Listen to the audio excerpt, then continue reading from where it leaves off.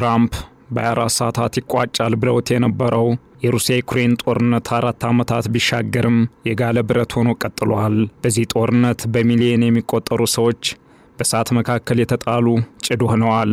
ሌሎች በሺዎች የሚቆጠሩት ደግሞ የአካል ጉዳት ሰለባ ሆነዋል። በእርግጥ የተለያዩ ሀገራትን ጦርነት ማስቆም የቻለ የሰላም ስምምነት እቅድን የነደፉት ትራምፕ በዩክሬንና ሩሲያም ያንኑ ሊያደርጉት ይፈልጋሉ። በተደጋጋሚ ሞክረዋል፣ ነገር ግን ውጤት ጠብ ሲለው አልታየም። ጥረቱም በአላስካ ከረጅም ጊዜ በኋላ ትራምፕ ከፑቲን ጋር እስከ መምከር ደረጃ ደርሷል። ከአላስካ በኋላም በተደጋጋሚ ከፍተኛ ግምት ያገኙ ንግግሮች ተደርገዋል። እነዚህም ለሚቀጥለው እርምጃ መንገድ ከመጥረግ ያለፈ ውጤት አልታየባቸውም። ከቅርብ ጊዜ ወዲህ ደግሞ ነገሮች ከዩክሬን ተሻግረው በአውሮፓ ላይ ጥላቸውን አጥልተዋል። ለረጅም ጊዜ በአሜሪካ ጥገኛ የነበረው ኔቶ የማይቀር ነው ብሎ ለሚያምነው የሩሲያ ጥቃት ክንዱን አበርትቶ ለመጠበቅ እየተጋ ነው።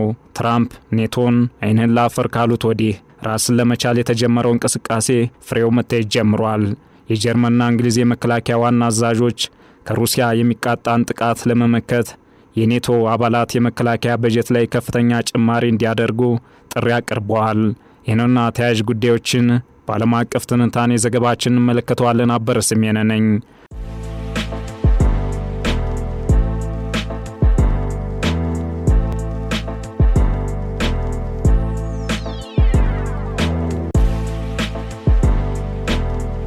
ከመቼውም ጊዜ በላይ ስጋት ያረበበባት አውሮፓ ስጋቱን ተከትሎ ስብሰባዎችና ውይይቶችን በተደጋጋሚ ማድረጉን ተያይዛለች።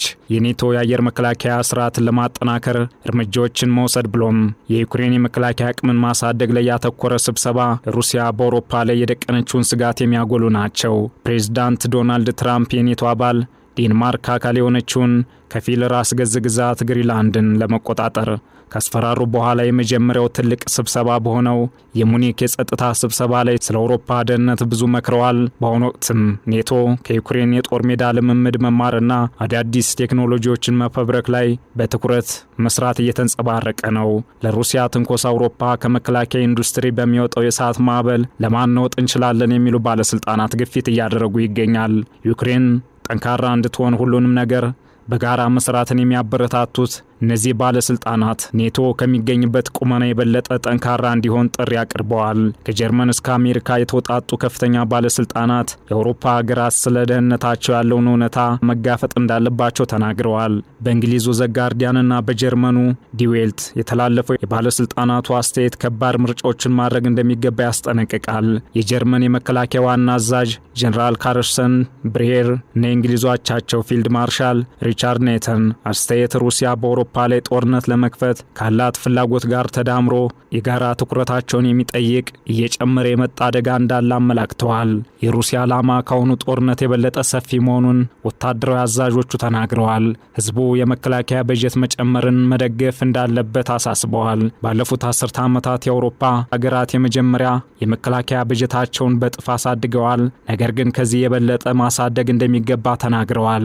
ወታደራዊ አዛዦች ከስጋታቸው አንጻር በመከላከያና በደህንነት ረገድ የደረጃ ለውጥ ማስፈለጉ ግልጽ ነው ብለዋል። አስተያየቱ የመጣው ቅዳሜና እሁድ ከተካሄደው የሙኒክ የጸጥታ ስብሰባ በኋላ ነው። የአሜሪካ የውጭ ጉዳይ ሚኒስትር ማርኮ ሩቢዮ በስብሰባው ለበርካታ ዓመታት የአሜሪካ ጥገኛ የነበረችውን አውሮፓ ለራሷ መከላከያ የበለጠ ኃላፊነት እንድትወስድ ጥሪ አቅርበዋል። በእርግጥ የኔቶ መሪዎች በ2035 5% የሚሆነውን የሀገር ውስጥ ምርት ለመከላከያ በጀት ለማውጣት ቃል ገብተዋል። ነገር ግን ይህንኑን ለማድረግ ከባድ ፈተናዎች አሉ። ከነዚህም መካከል የህዝቡን ፍላጎት ማሸነፍ ቀዳሚው ነው። 25% የሚሆኑት እንግሊዛውያን ብቻ የመከላከያ በጀትን ለመደገፍ ከፍተኛ ግብር ወይም ተጨማሪ ገንዘብ ለማዋጣት የህዝብ አገልግሎት ቅነሳን ይመርጣሉ። የጎቭ የምርምር ድርጅት በጥር ወር ባደረገው የህዝብ አስተያየት መሰረት ደግሞ ሌሎች ፕሮግራሞች ተጎድተው የመከላከያ በጀትን መጨመር የሚደግፉት 24% የሚሆኑት ብቻ ናቸው። መሪዎቹ ያስቀመጡትን ቁልፍ ግብ ለማሳካት ደግሞ ይህን የህዝብ ፍላጎት ማሸነፍ አለባቸው። በዚህ ጉዳይ ላይ የእንግሊዝና የጀርመን የመከላከያ አዛዦች መከላከያ የዩኒፎርም ለባሽ ወታደሮች ብቻ አይደለም ካሉ በኋላ እያንዳንዱ ተግባር መሆኑን እንዲታወቅ አሳስበዋል። የእንግሊዝ የመከላከያ ሚኒስቴር እሁድ ዕለት የባህር ኃይል ቡድን በዚህ ዓመት ወደ ሰሜን አትላንቲክና አርክቲክ ውቅያኖሶች እንደሚልክም አስታውቋል። እርምጃው የሩሲያን ጥቃት ለመከላከልና አስፈላጊ የሆኑ የባህር ውስጥ መሰረተ ልማቶችን ለመጠበቅ ያለመ ያለመ ነው። የኤፍ-35 ተዋጊ ጄቶችን የሚያካትተው የቡድኑ እንቅስቃሴ ከአሜሪካ ከአውሮፓና ከካናዳ ኃይሎች ጋር አብሮ እንደሚሰራ ሚኒስቴሩ አስታውቋል። ይህም እንግሊዝ የጦርነት ውጊያ ዝግጁነት እንዲኖራት ለኔቶ የምታበረክተውን አስተዋጽኦ ለማሳደግና ከዋና አጋሮቿ ጋር የሚደረገውን እንቅስቃሴ ለማጠናከር እንደሚያስችል የመከላከያ ሚኒስትር ጆን ሄሊ በሰጡት መግለጫ ተናግረዋል። አሜሪካና ካናዳን ጨምሮ 32 ሀገሮችን ያቀፈው ወታደራዊ ጥምረት ኔቶ የመከላከያ በጀቱን አባላቱ እንዲያሳድጉ ትራምፕ በተደጋጋሚ በጥብቅ ተናግረዋል። ትራምፕ አሜሪካ ለወታደራዊ ጥምረቱ የምታደርገውን ድጋፍ እንደሚያቋርጡ በተደጋጋሚ ዛቻ ቢያሰሙም በጥሬ ገንዘብ ረገድ አሜሪካውንም በመከላከያ ዘርፍ ከፍተኛ ወጪ ታወጣለች። ባለፈው ዓመት ወደ 980 ቢሊዮን ዶላር አውጥታለች። ይህም ከኔቶ ጠቅላላ በጀት 62 በመቶን ይዛል። ነገር ግን የአሜሪካ ለኔቶ የምትሰጠው የመከላከያ በጀት በ2020 ከነበረበት 3.6 በመቶ የሀገር ውስጥ ምርት በ2025 ወደ 3.2 በመቶ ገደማ ወርዷል። በአንጻሩ በቀሪዎቹ የኔቶ አባላት የሚዋጣው የመከላከያ በጀት በ2020 ከነበረበት 1.7 በመቶ የሀገር ውስጥ ምርት በ2025 ወደ 2.3 በመቶ ገደማ አድጓል። የኔቶ አባላት ቀደም ሲል በመከላከያ ወጪ ላይ ያስቀመጡት ግብ እስከ 2024 ድረስ የምጣኔ ሀብታቸውን መጠን 2 በመቶ ማውጣት ነበር። በ2025 እያንዳንዱ የኔቶ አባል ሀገር ቢያንስ 2 በመቶ ማሳካት ችሏል። በትራምፕ ለኔቶ በምታዋጣው ዝቅተኛ የመከላከያ ወጪ በተደጋጋሚ ትችት የቀረበባት ስፔንም 2 በመቶ አሳክታለች። ከፍተኛ ወጪ ያስመዘገቡት ኢስቶኒያና ኖርዌይ በ2025 ከ3.5 በመቶ በላይ ወጪ አድርገዋል። አባላቱ በ2035 የመከላከያ ወጪን 3.5 በመቶ ለማድረስ ቁርጠኞች ናቸው። 1.5 በመቶ ደግሞ ወሳኝ የሆኑ መሰረተ ልማቶችን ለማጠናከርና የሲቪል ዝግጁነትን ማረጋገጥ ላይ ይውላል። የኔቶ ዓመታዊ በጀትና ፕሮግራሞች በ2026 ወደ 5.3 ቢሊዮን ዩሮ እንደሚወጡም ይጠበቃል። በጀቱ የኔቶ ዋና መስሪያ ቤት የሲቪል ሰራተኞችና የአስተዳደር ወጪዎችን፣ የስትራቴጂክ ትዕዛዞች፣ የራዳርና የቅድመ ማስጠንቀቂያ ስርዓቶች፣ ስልጠናና ግንኙነትን ያካትታል። በተመሳሳይ የመከላከያ ኮሙኒኬሽን ስርዓቶች፣ የአየር ማረፊያዎች፣ ወደቦችና የነዳጅ አቅርቦቶችን ይጨምራል። ለዚህም አሜሪካና ጀርመን 15 በመቶ እንዲሁም እንግሊዝና ፈረንሳይ 10 በመቶውን አስተዋጽኦ ያደርጋሉ።